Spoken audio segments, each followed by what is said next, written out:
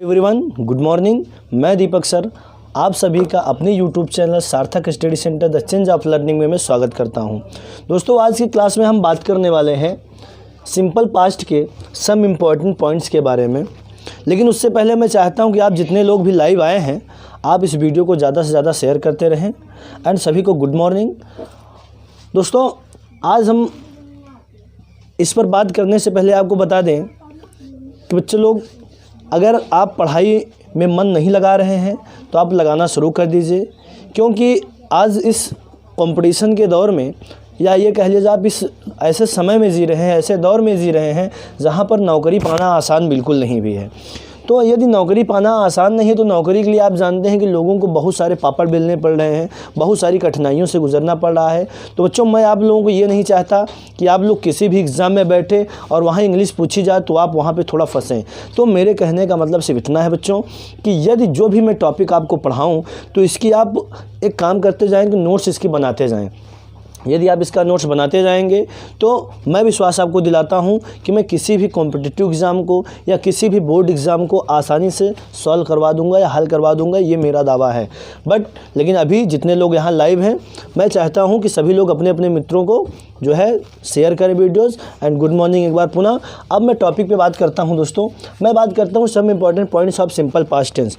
जैसा कि आपको मैंने पिछले वीडियोज़ में बताए हैं, हमने कहा है बच्चों कि सिंपल पास्ट टेंस की पहचान कुछ इस तरह होती है कि आ, या, ई, ए, या था, आ था, ई थी, ता था, ये तमाम प्रकार की चीज़ें आती हैं तो वो सिंपल पास्ट टेंस की हो जाती हैं। और सिंपल पास्ट टेंस की जो हेल्पिंग वर्ब होती है वो बच्चा लोग क्या होती है? डिड होती है।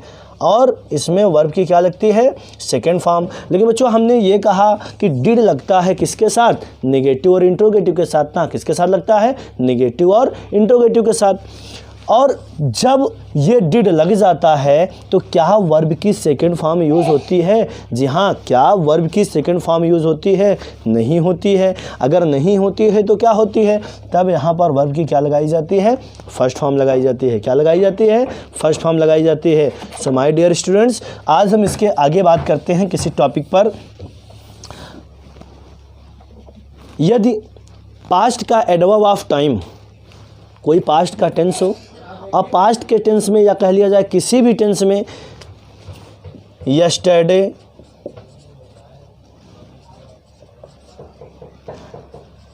लास्ट, एगो, लास्ट के साथ दोस्त जुड़ सकता है, जैसे लास्ट इवनिंग, लास्ट नाइट, या ये कह लिया लास्ट मंथ, लास्ट ईयर, ये तमाम प्रकार की चीज़ें हो सकती हैं। तो जब किसी वाक्य में पास्ट का एडवर्ब ऑफ टाइम, बच्चों आप जानते हैं कि पास्ट टेंस दो तरीके के नियमों पे लागू होता है। एक जो प्रेजेंट होता है, एक पास्ट होता है। प्रेजेंट भी होता है, जब प्रेजेंट का परफेक्ट होता है तो उसमें भी टाइम या कार्य कह लिया जाए बीत चुका होता है। तो आप ये समझते हैं या आप ये कहते हैं कि सर, आपके मन में ये कन्फ्यूज़न होगा कि सर ये बताएं हम कैसे क्लियरिफाई करेंगे कि कौन सा पास्ट इंडेफिनिट है, कौन सा पास्ट परफेक्ट है। तो बच्चों, आपको इसमें नर्वस होने की ज़रूरत नहीं है। मैं आपको बताता हूं कि जब कोई कार्य हाल ताज में, या कह लीजिए हाल ही में समाप्त हुआ हो और उस कार्य का प्रभाव बना हो, जैसे कह लिया जाए आप घर पे बैठे हैं और आपके सामने खाना सर्व किया गया, भोजन को क्या किया गया? सर्व किया गया। जब भोजन को सर्व किया गया, अर्थात डिनर या लंच जो भी आपको दिया गया, सर्व किया गया, आपने उसको क्या किया? ग्रहण कर लिया। आपने क्या किया? जब उसको आपने ग्रहण कर लिया, उसी के तत्पश्चात थोड़ी देर बाद आपको पुनः दूसरी थाली लाई जाए सर्व करके, तो क्या आप उसको खाएंगे? आप कहते हैं कि मैंने खाना खा लिया है। तो खा लिया है, वो कार्य बीत चुका है, तो आपने दोबारा वो कार्य क्यों नहीं किया? आपने दोबारा कार्य इसलिए नहीं किया क्योंकि अभी आपने जो खाना खाया है, अर्थात जो आपने कार्य किया है उसका प्रभाव बना है। लेकिन जैसे कह दिया जाए आपने कल शाम को खाना खाया हो और सुबह आज आपको ब्रेकफास्ट दिया जाए, जब सुबह ब्रेकफास्ट दिया जाए तो आप क्या करेंगे? उसको ग्रहण करेंगे ना। तब आप ये बोलेंगे कि सर मैंने कल खाना खाया था। मैंने कल क्या खाया था? खाना खाया था। तो दोस्त, ये क्या हुआ? एक पास्ट का इंडेफिनिट हो जाएगा, एक प्रेजेंट का परफेक्ट हो जाएगा। लेकिन कभी कभी देखा जाता है कि प्रेजेंट परफेक्ट टेंस के वाक्यों में एस्टरडे, लास्ट, एगो, ये तमाम प्रकार के शब्द आते हैं तो कुछ दोस्त लोग क्या करते हैं, इसको ट्रांसलेट कर देते हैं। तो बच्चों आप ध्यान दें कि जब यस्टरडे, लास्ट, एगो ये तमाम प्रकार की चीज़ें आएंगी तो उसमें आप ध्यान दीजिए कि ऐसी चीज़ों के साथ पास्ट इंडेफिनिट का ही यूज़ करना है। यदि आप किसी अदर टेंसेस का यूज़ करेंगे तो वाक्य क्या हो जाएगा, गलत हो जाएगा। सो देखते हैं, हम सिंपल सी इसकी परिभाषा बना सकते हैं। जब किसी वाक्य में पास्ट एडवर्ब ऑफ टाइम जैसे यस्टरडे, लास्ट, एगो ये तमाम प्रकार के शब्द आते हैं तो उसका अनुवाद हम सिर्फ और सिर्फ किस में करेंगे, सिंपल पास्ट में करेंगे। उसका अनुवाद हम सिर्फ किस में करेंगे, जी हाँ, सिंपल पास्ट टेंस में करेंगे। जब सिंपल पास्ट टेंस में करेंगे तो आपको इसके हम कुछ एग्जांपल्स देते हैं। जैसे कह दिया जाए वह कल दिल्ली चला गया, वह कल दिल्ली चला गया। बच्चों जब वह कल दिल्ली चला गया, इसके कार्य का प्रभाव क्या बना है, जी नहीं, अर्थात ये बीत चुका है। जब बीत चुका है और यहाँ बात किसकी की गई है, कल की बात की गई है, यानी कि यस्टरडे की बात की गई है। किसकी बात की गई है, यस्टरडे की बात की गई है। जब यस्टरडे की बात की गई है तो अर्थात ये एडवर्ब का पास्ट, यानी पास्ट का एडवर्ब ऑफ टाइम जब आया हुआ है तो इसको आपको क्या करना है, इसको आपको पास्ट इंडेफिनिट बनाना है। तो बच्चों जब आप इसको पास्ट इंडेफिनिट बनाएंगे तो इसको आप करेंगे ही, जाना की अंग्रेजी अर्थात गया की अंग्रेजी क्या हो जाएगी, गो, वेंट, गॉन। आप जानते हैं तो गो, वेंट, सब्जेक्ट के बाद आपको रखना है वर्ब की सेकंड फॉर्म जो क्या होती है, वेंट, यानी कि he went to Delhi, he went to Delhi. बात समझ में आया, ही वेंट टू दिल्ली। और कब गया, कल गया। तो आप इसी को लिख देंगे यस्टरडे। क्या लिख देंगे, यस्टरडे। इज़ दैट क्लियर, समझ में आ रहा है जी। Good morning.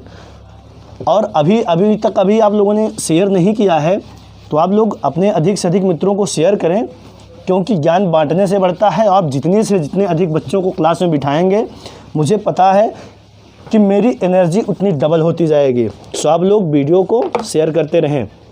मैं इसी तरह आपको कोई दूसरा सेंटेंस देता हूँ, एग्जांपल देता हूँ। जैसे कहा जाए मैंने एक सप्ताह पहले एक पत्र प्राप्त किया। मैंने एक सप्ताह पहले एक पत्र प्राप्त किया। मैंने एक सप्ताह पहले एक पत्र प्राप्त किया। तो बच्चों इसको क्या करेंगे, आई जी। गुड मॉर्निंग, आगे देखते रहें। आई रिसीव्ड क्या प्राप्त किया, एक पत्र। I received a letter, I received a letter. कब प्राप्त किया, एक सप्ताह पहले। कब प्राप्त किया, एक सप्ताह पहले। तो इसको आप क्या करेंगे, आ वीक एगो। क्या करेंगे, a week ago. I received a letter a week ago. बात समझ में आया। तो ये तो रहा टॉपिक एडवर्ब ऑफ टाइम का। आगे बात करते हैं हम।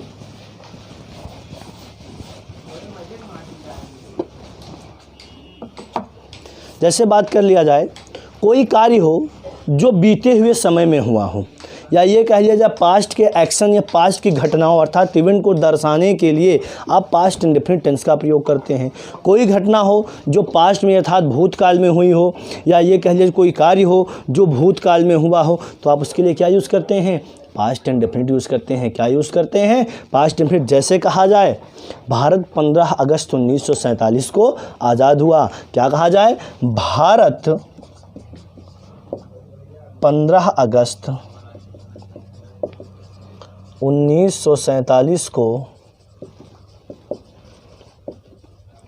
आज़ाद हुआ। तो इसको क्या करेंगे, इंडिया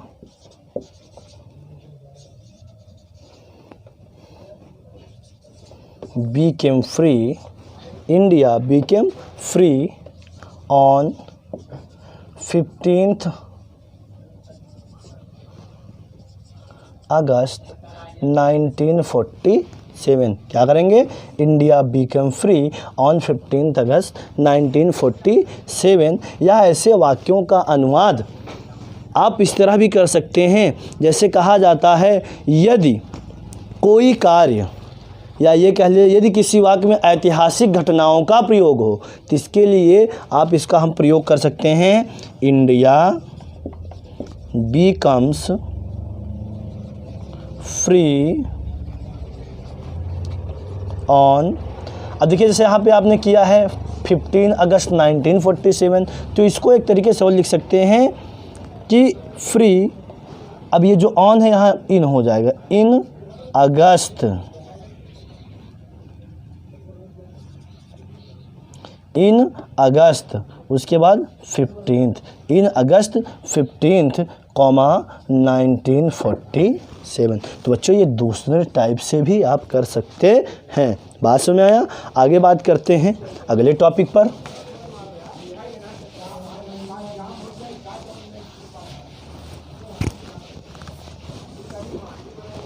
आगे हम बात करें, कभी कभी किसी वाक्य में जैसे आ जाता है इट इज़ टाइम, क्या आता है? बात करते हैं it is time, it is high time, it is time, it is high time, it is now time, it is now time.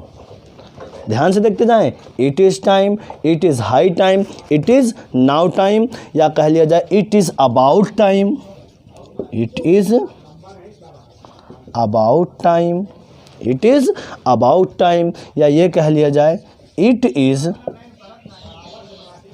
Right time. क्या बात किया जाए?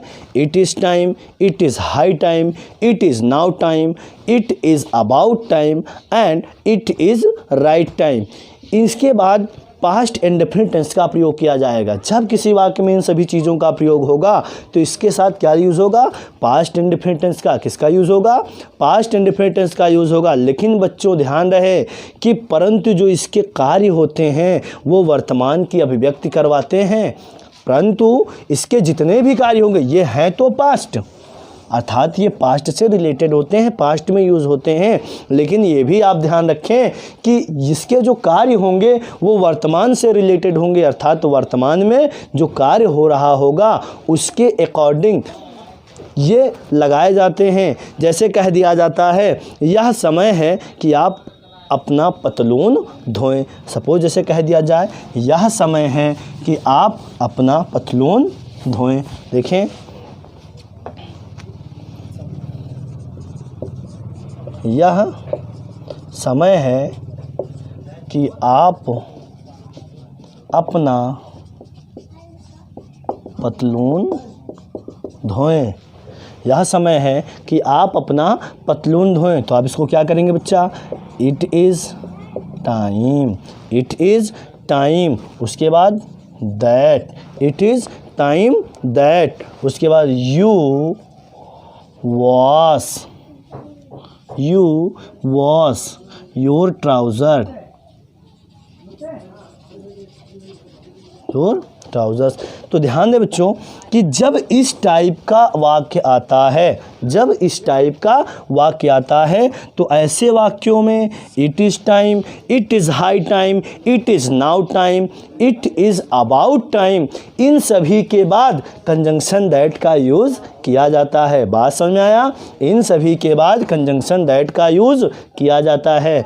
बात समझ में आया? लेकिन ऐसे वाक्यों को हम एक दूसरे टाइप से भी कर सकते हैं, अर्थात इनका प्रयोग हम किसी दूसरी तरह भी कर सकते हैं। जब इनका प्रयोग हम दूसरी तरह कर सकते हैं तो इसको हम क्या कह सकते हैं? इसमें हम बोल सकते हैं कि यह हमारा उद्देश्य तय करने का समय है। जैसे कहा जाए यह हमारा उद्देश्य तय करने का समय है, यह हमारा उद्देश्य तय करने का समय है। तो इसको हम बोलेंगे बच्चा लोग it is time to, it is time to, उसके बाद decide, it is time to decide our aim, क्या हो जाएगा? It is time to decide our aim, या इसी को आप कह सकते हैं यह भ्रष्टाचार को ख़त्म करने का सही समय है, या इसी वाक्य को बोल सकते हैं एक दूसरी तरह से कोई दूसरा वाक्य, यह भ्रष्टाचार को ख़त्म करने का सही समय है, यह भ्रष्टाचार को ख़त्म करने का सही समय है। तो आप बच्चों इसको बनाएंगे, it is right time, it is right time, it is right time to abolish, it is right time to abolish corruption. बात समझ आया बच्चों? तो इस टाइप के जितने भी वाक्य होंगे, आपने देखा कि इसके पहले एक दूसरा टाइप बना, इसी का जो भी वाक्य हुआ आपने इसके दूसरे टाइप के वाक्य में देखा कि ऐसे वाक्यों में क्या यूज़ होता था? कंजंक्शन होता था। लेकिन जब इसी का एक दूसरा टाइप बनाया गया, अर्थात वैसे ना करके आप ऐसे भी कर सकते हैं, तो इसमें आपको क्या यूज़ करना है? क्या यूज़ करना है? प्रीपोजिशन यूज़ करना है। क्या यूज़ करना है? प्रीपोजिशन यूज़ करना है। कौन सा प्रीपोजिशन यूज़ करना है? टू यूज़ करना है। बात समझ में आ रहा है आप लोगों को? आगे हम बात करते हैं। आगे बात किया जाए, जैसे बोल दिया जाए किसी वाक्य में इच्छाओं की व्यक्ति करनी हो, इच्छाओं को दर्शाना हो, जैसे आ जाता है कभी कभी एज इफ, एज दोस्त, क्या बात करें? एज इफ, एज दोस्त, आई विश, ध्यान से देखते जाएं, एज इफ, एज दोस्त, I wish, if only, if only. बात समझ रहे हैं आप लोग? If only. अगर इन सभी का प्रयोग हो जाए, इन सभी का प्रयोग हो जाए और यदि इनके बाद वाज आया हो, इनके बाद क्या आया हो? वाज आया हो, तो जितने भी अतिरिक्त सब्जेक्ट इसके बाद आते हैं सभी के साथ आप क्या लगाते हैं? वर लगाते हैं। सभी के साथ आप क्या लगाते हैं? वर लगाते हैं। जैसे कहा जाए काश मैं प्रधानमंत्री होता, काश मैं प्रधानमंत्री होता,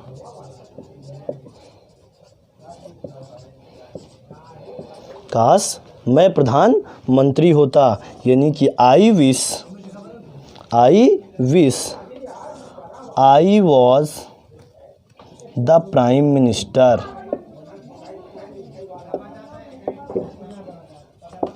I wish I was the prime minister, I wish I was the prime minister. बात समझ आ रही है आप लोगों को? या इसी तरह एक वाक्य और कर सकते हैं, जैसे कह दिया जाए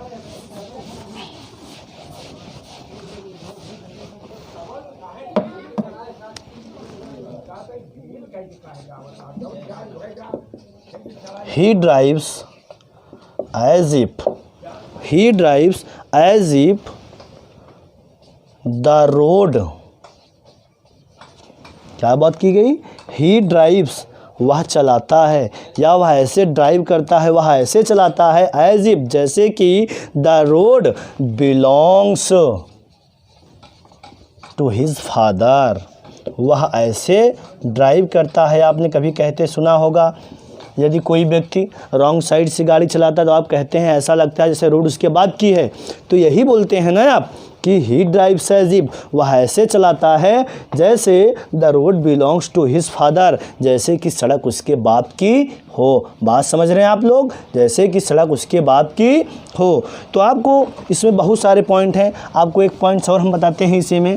जैसे कह दिया जाए बच्चों, पास्ट में कोई घटना, कोई ऐसी घटना हो, जैसे एक घटना समाप्त हुई हो, उसी के तत्पश्चात कोई दूसरी घटना स्टार्ट हो गई हो। जैसे कि अगर आप लोग ऊब लग रही है तो आप लोगों को मैं कुछ चंद लाइनें बोलना चाहूँगा, इसलिए आप लोग थोड़ा सा मोटिवेट होते रहें और कोशिश करते रहें कि ज़्यादा से ज़्यादा शेयर करते रहें। और सभी को गुड मॉर्निंग एक बार पुनः, जो देर से आए हैं उनके लिए आपको बता दें कि मॉर्निंग में 7 बजे से क्लास रहती है, सो आप लोग क्लास को बेटा मिस मत करें, ज़्यादा अच्छा है। तो इसलिए कहते हैं कि खोल दे पंख मेरे कहता है परिंदा, खोल दे पंख मेरे कहता है परिंदा, अभी और उड़ान बाकी है। खोल दे पंख मेरे कहता है परिंदा, अभी और उड़ान बाकी है। जमी नहीं है मंजिल मेरी, जमी नहीं है मंजिल मेरी, अभी पूरा आसमान बाकी है। जमी नहीं है मंजिल मेरी, अभी पूरा आसमान बाकी है। लहरों की खामोशी को समंदर की बेबसी मत समझ ऐ नादां। लहरों की खामोशी को समंदर की बेबसी मत समझ ऐ नादां। जितनी गहराई अंदर है, बाहर उतना तूफान बाकी है। तो इसी के साथ मैं अगले पॉइंट पे चलता हूँ। आप लोग ज़्यादा से ज़्यादा वीडियो को शेयर करते रहें और देखते रहें। और अगर अभी आप लोगों ने नोट करना शुरू नहीं किया है तो बेटा मैं इतना कहूँगा कि ये नोट्स जो है ये बहुत हेल्पफुल होगी आपकी प्रत्येक एग्ज़ाम के लिए। सो आप लोग नोट्स को बनाते जाएं। तो आप बात करते हैं। हमने कहा मान लीजिए कोई ऐसा टॉपिक हो या कोई ऐसा कार्य हो जिसमें एक घटना हो चुकी हो और उसी के तत्पश्चात कोई दूसरा घटना हुई हो, तो आपने उसके लिए क्या यूज़ करना है? उसके लिए बेटा आपने सिंपल पास्ट टेंस ही यूज़ करना है। जैसे कहा जाए जब उसने मुझे देखा, जब उसने मुझे देखा, जब उसने मुझे देखा, तब उसने मुझे बुलाया, तब उसने मुझे बुलाया। तो देखें बेटा पहला कार्य क्या है? पहले उसके देखने का कार्य हुआ था, एक घटना हुई। दूसरी क्या हुई? जब उसने देखा उसी के तुरंत बाद उसने मुझे बुला लिया। तो आपने करना है जब की अंग्रेजी व्हेन, उसके बाद ही, देखना कि अंग्रेजी सी का सेकेंड फॉर्म सा, व्हेन ही सा मी, फिर कॉमा। तब के लिए आपने क्या यूज़ किया? तब की कोई मीनिंग नहीं लिखी जाती है, तब के लिए हमने क्या यूज़ किया बेटा? कॉमा यूज़ किया। फिर क्या है? उसने मुझे बुलाया, तो ही कॉल्ड, उसके बाद मी। व्हेन ही सा मी, ही कॉल्ड मी। बात समझ में आ रही है आप लोगों को? तो इस टाइप था ये पास्ट इंडेफिनिट का। एंड करते हैं हम यहीं पे। ये पास्ट इंडिपेंडेंस समाप्त हुआ। मैं आपको नेक्स्ट टर्म में मिलूंगा सिंपल फ्यूचर के साथ। सो अभी तक आप लोगों ने अगर वीडियोस को शेयर नहीं किया है तो अपने मित्रों को बताएं क्लास के बारे में, क्योंकि बेटा जब तक आप क्लास के बारे में नहीं बताएंगे आप तब तक क्या जान पाएंगे कि क्लास में क्या दिया जा रहा है, क्या नहीं दिया जा रहा है। बोलें, आप किसी को बगैर देखे तो जज कर नहीं सकते हैं, तो आप पहले दिखाइए, उसके बाद जो भी बातें हों आप हमसे आप कमेंट पे शेयर करें। सो आप लोग जहाँ से हैं आप लोग ये भी कमेंट करते हैं आप लोग किस ज़िले से हैं, किस तहसील से हैं, कहाँ से हैं, किस राज्य से हैं। ये चीज़ें आप हमेशा शेयर करते रहें, अपडेट करते रहें, ताकि हमको पता चल सके कि हमसे जुड़ने वाले आप कहाँ कहाँ से बच्चे हैं। सो आज के लिए सिर्फ इतना ही। गुड बाय एंड नमस्ते।